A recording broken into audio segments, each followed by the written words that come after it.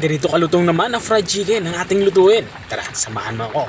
Dahil sa video nito, magluluto tayo ng Chowking style fried chicken. Mayroon nga tayo ditong karning manok. Mahigit 1 kilo to.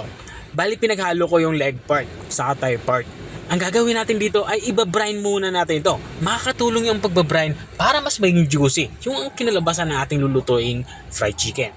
Naglagay na nga ako dito ng bawang at nilagyan ko na din ito ng lemon. Ang ginawa ko lang sa lemon ay hiniwa ko lang ito ng maninipis. At naglagay na din ako dito ng buong paminta. At dito sa parte nito ay nilalagyan ko ito ng asin. 2 dakot nga ng asin na aking inilagay. At saka natin ito bubuhusan ng tubig. Sa tubig naman ay dapat nakalubog ang ating karning manok. At bago natin ito itabi ay lalamasin ko muna ito or imamassage ko muna ito. Para madaling manood ang mga pampalasa natin inilagay dito sa ating karning manok. Saka natin ito ibabrine ng at least 6 hours or maganda overnight. Makalipas nga ng overnight, ay dito naman ay magsisimula na tayong magluto. Gagawa muna tayo dito ng butter.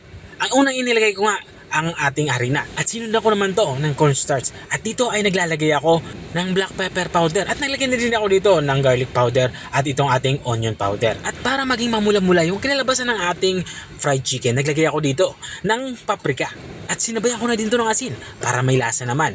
Matapos natin itong malagyan ng asin ay hahaluin lang natin ito ng maigi hanggang sa maging ganito na itsura niya. At maglalagay na din ako dito ng 1 kutsaritang baking powder. Saka ko ito ihahalo ulit. At kapag nahalo na natin ito na maigi, dito naman sa parte nito ay lalagyan na natin ito ng tubig. Take note, dapat malamig na tubig yung ating ilalagay dito. Tuloy-tuloy lang tayo sa ating paghahalo hanggang sa makuha natin yung consistency na gusto natin. At kung nanonood ka pa rin hanggang dito sa parte ng aking video, ibig sabihin na interesado ka sa aking ginagawang pagluluto. Baka pwede mo naman i-comment kung taga saan ka para alam ko kung hanggang saan umabot ang aking video. Matapos natin mahalo ng maigi ay nakuha ko na nga ang consistency na gusto ko sa ating ginawang batter. At dito naman sa parte ito ay kinuha na natin yung ating na-brine na chicken. Ang gagawin lang natin dito ay isa-isa nating i-coat or ibalot ginawa nating butter itong ating na-brine na chicken. Katulad na nakikita nyo. Habang nga tayo ay nagpapatuloy sa ating pagluluto, gusto ko lang i-shoutout ang mga masusugid nating mga taga-subaybay. Big shoutout nga kay Ma'am Baby Ruth Gibara ng Makati. Shoutout din kay Ma'am Ruby Bamba ng Mangaldan, Pangasinan. At shoutout din kay Sir Rodi Yari ng Isabel, Leyte. At maraming salamat din sa mga walang sawang nanonood at nakasubaybay dito sa aking channel. At balikan natin itong ating nilulutong ulam. Dito nga sa parte nito ay nagsimula na nga akong magprito. Bali, ang ginawa ko lang dito ay pinainit ko ng maigi yung ating mantika. At nang uminit na nga yung mantika natin ay pinahina ko na yung ating apoy sa pinakamahinang apoy. Ang gagawin natin dito ay ipiprito lang natin to ng 15 minutes sa napakahinang apoy.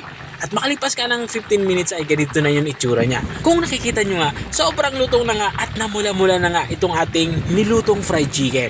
At hanguin ko na nga ito at papalabigin. At ito na nga yung ating Chowking style fried chicken. Kung nakarating ka hanggang dito sa dulo ng aking video, maraming salamat sa panunood.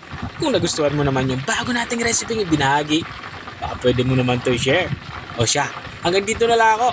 Kita-kita ulit sa mga susunod kong mga videos. Paalam! Bye-bye! Kain tayo!